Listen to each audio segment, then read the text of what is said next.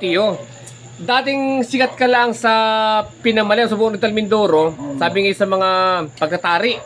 Ay, ba't anong mag-alam mo sa mga lupat, sa mga pagtatanim? Paano mo natuklasan yung mga bading-bading na yan, sa mga prutas? Paano mo natuklasan yan, mga pagtanim? Paano? Pag sinabing seedless, Oh. yan ay kung tawagan ay 7 taon bago bumunga. Pero saan mo nalalaman yun? Bago magbunga, paano itanim? Paano mo nalalaman? Kanino mo tuklasan? Sariling alam? Sariling tuklas? Sariling alam. Pero di ba, Tiyo, yang Jong, ang agriculture, about sa mga pali lamang, sa lahat ng mga puno, pananim. Yeah, lahat ng pananim. Oh. So, ibig sabihin nag-aaral ka sa agriculture nung araw. Sariling adika. Sariling adika, sariling tuklas lang, adika. sariling tuklas, oh. Kung paano ito. Pero ang tanong sa Tiyo nung araw, unang tanim mo talagang maganda-gandang bunga o nangapa ka rin, may marimi na bansot o talagang maganda ng bunga? Ay maganda. Ay, Ay meron tanim ko lalong hindi pa nababagyo ang tutoy. May alam ka na. Pinakamaganda. Wala. Paano? Kaya lamang. Malamig ang kamay mo. Kaya lamang sabi ko, uso daw yung body. Oo.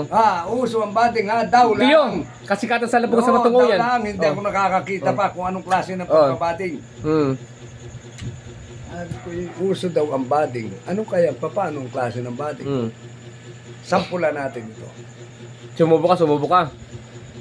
Gumawa ako, nagtanim ako ng Davao. Nadabaw na, anong puno? Nasunis. Itututoy kataas. Kaya kataas, oh. Kailangan, Ako, kumuha ngayon ako doon anong puno? sa sanganong native. Anong puno? Native na ano yun? Native na lansunis. Nabiyak ko yan. Oh. Yan ko ngayon inilagay yan. Nakaipit yan ng mga ganito kahaba. Inikot mo doon. Iniikot ko na iniikot. Nung matapos na iikot, sinuksukot, binuhol ko ng konti. Kumuha ngayon ako nung sa skindi. Ano yun? Yung lalagyan na ng skindi. Plastic. Oh, tapos, Ngayon, inaalsan ko ng dahon yon para sumuot yung plastic. anat pa. Oh. Oo. Nung pakasuot ko ng plastic, Hmm. sa looban, huwag mo pati yung papaulanan. Walang dilig yun? Wala. Ilan Ay, linggo? hindi, puno lang, atilingin mo. Puno lamang. Puno lang. Kailan mo kuberan yun? Oh. Ngayon, para iwas kahit ulanan siya, may pandog siya. Ngayon, sa looban ng kalahating buwan, Oo. Ano pagbabago? o mahigit 1 linggo, Oo. may makikita kang masibol dyan. Yung sibol, yung... Masuwi. Masuwi. Oo.